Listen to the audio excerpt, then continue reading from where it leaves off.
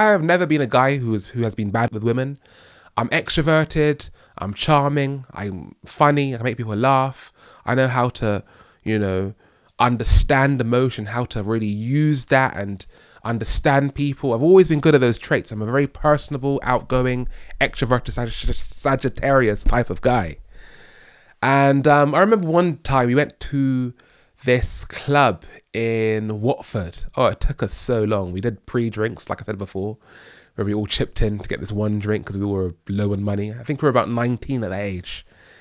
And we took the train up there. And I remember actually I had like one of those over-the-shoulder small bags. I remember it was Adidas. Yeah, oh my God, this is coming back to me now. It was Adidas black over-the-shoulder bag. And when we got to the club, this is how young I was and foolish I was. When we got to the club, they said, listen, you can't bring in bags into the club.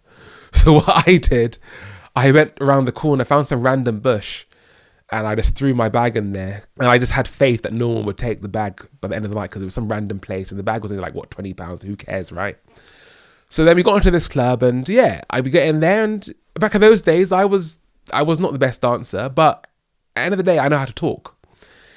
Anyway, so down there was this one girl that was like, yeah, she's nice, my type of girl, like lighty, curly hair, black hair, just a bit shorter than me, for short guys like me, like 5'8", girls that are 5'4", 5'5", yeah, they really hit the spot. But that's my type of girl. Anyway, go to the smoking area, start talking to her, and we hit it off. At the end of it, I asked for her, listen, so can I get your number? I want to meet up with you after one time after this. And she says, no, I've got a boyfriend. The typical, I've got a boyfriend.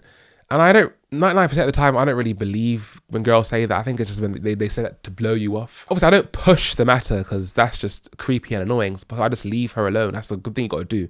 When a girl wants space from you, whether that she says she's got a boyfriend or whether she says go away, bluntly, just leave the situation and cut, because you don't, this is, don't ever play with that, guys. Just leave. So anyway, the night progresses. I'm chatting to other girls, rah, but then we kind of cross paths at the smoking area once again, boys. And then, naturally speaking, getting another conversation. Start charming her. I'm putting all the tricks in the bag. I'm using all these kind of like lingo. I'm making jokes. I'm putting in charm. I'm understanding her body language. I'm reading every slight move. I'm reading every single flick of her hair. I'm reading, is she pointing her feet away from me? Is she trying to leave? Is she looking back for her friends? And she wasn't doing any of those things. And she was running the conversation. So I asked her the number again. And this time she gives it to me. Long story short, a few days later, I asked her on a date. She says yes. The next week we go out. And then from there, we went on about 4 or 5 dates. And before it all petered out. And that was the end of that. And those dates were really good. We had a really good time together. And we had fun. And yeah, really, really good. But what I'm trying to say is that's how much effort man had to put in just to get one date back in those days when I was 19. I was always the one in the group getting most numbers, most Snapchats, Instagrams, having the most dances of girls when we went out.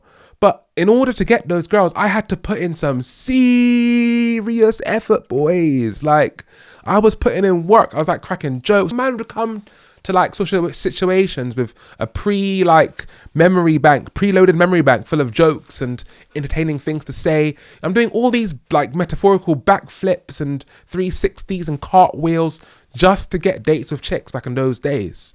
Now, compare that to now, 10 years later, I know no matter what social situation that you put me in, if I'm going to the bar, to the club, I'm going to a network event, I know that at least one woman there will like me. This is guaranteed at this point. This isn't no cap.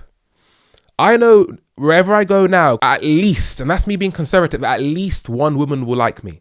Usually, in most situations, I go to the bar, go to the club, I will always have multiple options of women that will run to me, and I will just simply pick the woman that I like the most, and I will make moves towards her. It's such a contrast now where I don't have to put in all these long talks and, philosophical talks and love and emotion, and I can just turn up and be that guy because, women can sense success. Women can sense a confident, powerful, strong man. And now I just don't have to put in nowhere near that amount of effort in. It's just like, we make the eye contact now. Okay, I see she likes me. I go up to her, have a short 2-minute conversation. What's your number? Crack a joke, boom, boom, boom, and then gone. And the next day, text her, ask for a date, and then bang, we're out. You know, there's not much thinking in there, because what it is now is women like me for who I am. Back in those days, women liked me for what I could do. And that's a big difference, okay? Because, like, put it this way. You have all these women, like in football players and actors and musicians or whatever, but they don't really know them, though. Yeah, so a lot of women might like Chris Brown or Kevin Hart or who else? Idris Elba. But end of the day, those women don't know Idris Elba, like, on that level. They don't actually know him, but they like who he is. Okay, that's the big difference that you need to be converting yourself into as you grow older and more successful. You want to go from being a guy that women likes because what he can do for them, i.e.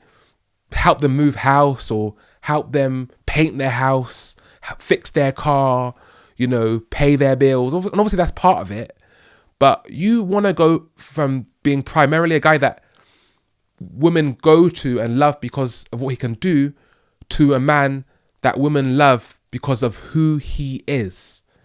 And what's great about women liking you for who you are is that you only have to become who you are once for loads of women to be interested in you. Okay, so it's a exponential growth. Okay, so you put all of that effort and love into building yourself into that guy, into being successful, into being wise, into being charismatic, into being that alpha guy, and then you're gonna have exponential rewards coming from that. Okay, it's gonna multiply. It also means you don't have to do as much work, because the woman isn't looking for signals of how much you can help her with specific things in the moment. I'm talking about the first date, when you first meet a woman. Once you get into a marriage with a woman or a long-term relationship, that all changes. But in terms of finding a partner and acquiring women, you know, it's going to be so much easier for you once a woman can just type your name into Google. That's who he is. Bang, done. Like, I'm interested. Like, I'm in on the business. Like, whereas if you're a nobody, she's gonna be like, okay, so what are you taking me to? Like, hey, what holiday are we going to? Oh, are you gonna help me move from my house to the next? Like, if you're that guy, if you're Drake, if you're Ed Sheeran, even yeah, Ed Sheeran, even though if you're Kevin Hart, you know, you don't really have, especially in the beginning stages of dating, you don't really have to do anything to get women. Whereas all the guys that are not successful yet and who are young, they're going to be having to do the most. And it's so long to do the most. I've been there, boys. I've been there.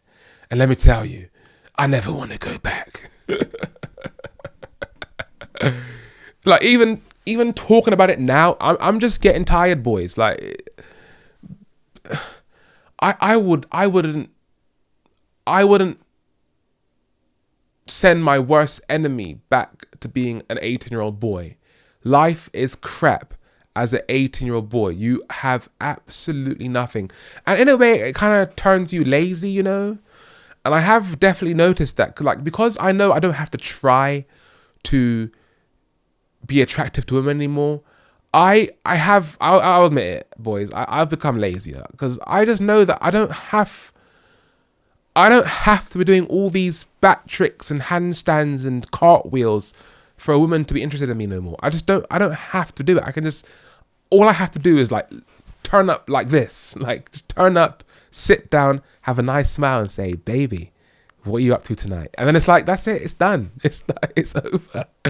I went on a date the other day, and she was saying, oh my gosh, you're so smooth with it, Hezron. I'm like, what are you talking about? I'm just talking like, I'm just having normal lingo right here. And then as she was saying that she's so smooth with it, she's like, oh, like folding her legs and like really getting, like, you know, really into like the love of it, you know. I just sat back in that day and I was thinking to myself, My God, if you were dating me 10 years ago, you wouldn't have been saying those things. Like, you would have only been saying those things after I did all these magical tricks and cartwheels and roly-polies and unicorns and butterflies had to be coming out of roses and petals and sunshine. The heat had to be perfect back in those days just to get, like, like how many women called me smooth with my chat back in those days? I'm trying to think back now. Probably zero, like none. They would all call me charming and stuff, but no one called me smooth. But now I'm just doing the least. I'm literally doing the least. Oh, Hesn, you're so charming. Like, you're so smooth. Your talk, how do you do it? Like, this is just me just talking on a normal day.